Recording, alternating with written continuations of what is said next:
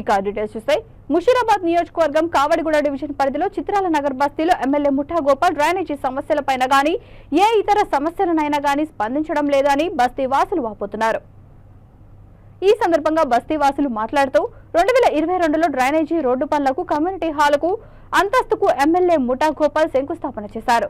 ఇప్పటి వరకు ఎలాంటి కార్యక్రమాలకు నోచుకోలేదు అని ధ్వజమెత్తారు. పక్కన ఉన్న 3 బస్తీల్లో రోడ్లు డ్రైనేజీ పనులు పూర్తి చేశారు. దళితుల బస్తీ అని చిన్న చూపు చూడడం ఎంతవరకు సమంజసమని ప్రశ్నించారు. ఎన్నికలప్పుడు ఈ బస్తీ గుర్తుకు వస్తుందా అని దుయ్యపట్టారు. ఎమ్మెల్యే ముఠా గోపాల్ మా పనులను తక్షణమే చేపట్టి పూర్తి చేయాలని డిమాండ్ చేశారు. లేని పక్షంలో వారి ఇంటిని ముట్టడిస్తామని హెచ్చరించారు.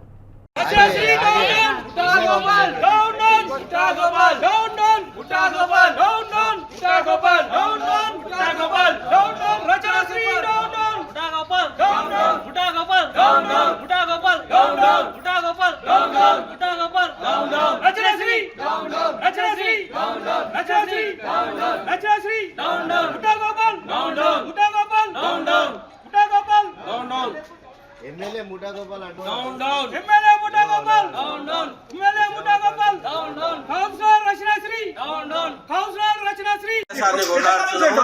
ఆయన చేసే వరకు మీ ద్వారా ఎన్ని రోజులు వాళ్ళు స్పందించలేనని మీ మీడియా ద్వారా మిమ్మల్ని పిలిపించి మీకు మా బాధలు చెప్పుకుంటే మా సమస్య విధంగా చేస్తున్నామండి.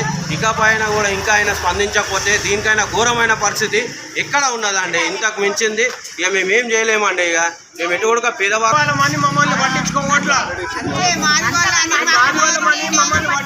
ఓట్లు వేయలేదా,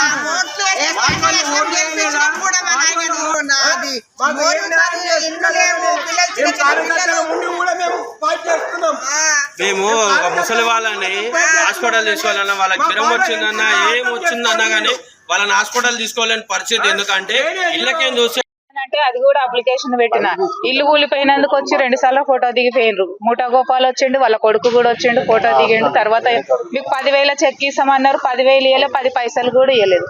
ఈ రోడ్డు వల్ల మా ఆయన కాలు పోయింది, దానికి కూడా ఏం లేదు, అసలు వచ్చి చూసింది కూడా లేదు. ఇల్లు కూలిపోయింది, రోడ్డు మాకు ఇల్లు కూడా చక్కగా లేదు. మా ఇంటి ముందట రోడ్డు, మా పక్కకు గల్లీ మంచిగా లేదు, మా ఇంటి ముందట రోడ్డు బాగలేదు.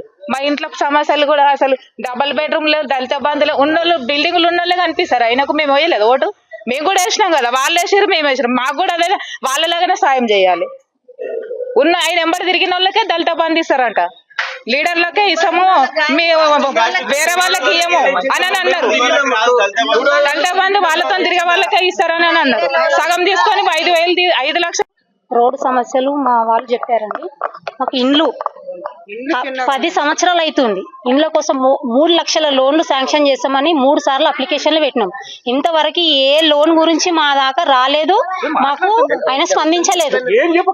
మాకు ఇండ్లు కావాలా, మాకు ఇంట్లో మా ఇండ్లు చిన్నగా చిన్న ఇండ్లే, 3 లక్షల లోన్లే మాకు ఇచ్చేది. 10 లక్షలు కూడా మేము అడగలేదు, ఓన్లీ 3 లక్షలే. ఆ 3 లక్షలు కూడా మేము కడతామని కూడా చెప్పినాము. కనీసం మేము లోన్ ద్వారా మేము సగం కట్టుకుంటామని కూడా మేము మాట ఇచ్చినాము. దాని వల్ల కూడా మాకు రాలేరు వాళ్ళు. 3 సార్లు మేము అప్లికేషన్లు పెట్టినా కూడా మాకు ఏ దాని గురించి మాకు ఇంతవరకు మళ్ళీ జవాబే రాలేదు. మాకు దళితులు మాదిగోళ్ళు అంటే మరి దళితులని ఆయనకు తెలుసు కదా, మరి మాదిగోళ్ళమే కదా. మరి మేము మమ్మల్ని అంత చిన్న చూపు చూసినప్పుడు మా దగ్గరకు ఓట్లకి ఎందుకు వస్తున్నాడు, మళ్ళా మా బస్తీకి ఎందుకు వస్తాడు? మా బాబాయ్ అవుతాడు ఆయన. ఇల్లు కూలిపోయి ఫస్ట్ పైప్ లైన్ వేసి మొత్తం తవ్విన తర్వాత మొత్తం ఇదంటే చూడండి, ఇది ఆ పైప్ లైన్ తవ్విన తర్వాత వాళ్ళ ఇంటి ముంగట మామూలుగా హోల్ పడ్డది. ఆయన బయటకు వెళ్తూ ఆయన కాలుకు కుచ్చుకొని కాలు తీసేసిరు సెప్టిక్ అయి. ఆయనది ఇల్లు కూలిపోయిందని చెప్పేసి ఈ ఫోటోలు తీసుకొని పోయింది. ఇంట్లో అయితే మరీ ప్రాబ్లం ఉన్నది. ఇండ్లు వర్షాకాలం వచ్చిందంటే ఇండ్లు కూలిపోయేటట్టున్నది సార్. ఆ ఇండ్లు కూడా 3 లక్షలు లోన్ ఇస్తానని ప్రతి ఒక్కళ్ళ దగ్గరికి వేయించి ఇండ్లో ఈ పట్టా కాయిదాలు తీసుకొని పట్టా కాయిదాలు ఇచ్చేసి అందరికి లోన్లు 3 లక్షలు ఇస్తా అని చెప్పేసి ఎలక్షన్ మూమెంట్ లో తీసుకొని ఇంత మటుకు లోన్ ఇచ్చింది లేదు. దళిత బంధు లోన్ ఇస్తానని చెప్పేసి ఓన్లీ పార్టీలో ఉన్న వాళ్ళకే తిరిగే వాళ్ళకే లోన్లు ఇచ్చారు. ఓన్లీ రావడానికి మెయిన్ కారణం వచ్చేసి మాకు డ్రైనేజ్ సమస్యలు చాలా ఉన్నాయండి. డ్రైనేజ్ నిండుతడం వల్ల మా పిల్లలు కానీ, మహిళలు కానీ, ముసలి వాళ్ళు కానీ అందరూ డ్రైనేజ్ సమస్య చాలా పెద్ద ఎత్తున ఉందండి. డ్రైనేజ్ నుండి మురికి నీళ్ళు మొత్తం కంపులు అలానే నడుచుకుంటూ పోవాల్సి వస్తుంది మేము బయటికి. ఇంకొక రోడ్లు లేవు. మొత్తం ఈ వర్షానికి మొత్తం మట్టి మొత్తం బయటకు వచ్చేసి ఎలుకలు అవన్నీ తోవడం వల్ల మాకు దారి అనేది స్తంభించిపోయింది. దారి లేదు, ఎత్తు చూసినా గుంతలే, ఎక్కడ కింద పడతారో అనే భయం వేస్తుంది. మాకు స్థానిక ఎమ్మెల్యే గారు ఈ పరిష్కారం చేస్తా అన్నాడు, ఇంతవరకు స్పందించలేడు. 3-4 సార్లు కంప్లైంట్ ఇవ్వడం జరిగింది. రోడ్ గురించి శంకుస్థాపన చేసిన ఫోటో ఇది. రోడ్ గురించి బోర్వెల్ వేస్తున్నారు, బోర్వెల్ ఇది కూడా లేదు. కమిటీ హాల్ పైన సెకండ్ ఫ్లోర్ వేస్తా అన్నాడు, అది కూడా స్పందించలేడు. రోడ్లు సమస్యలు చాలా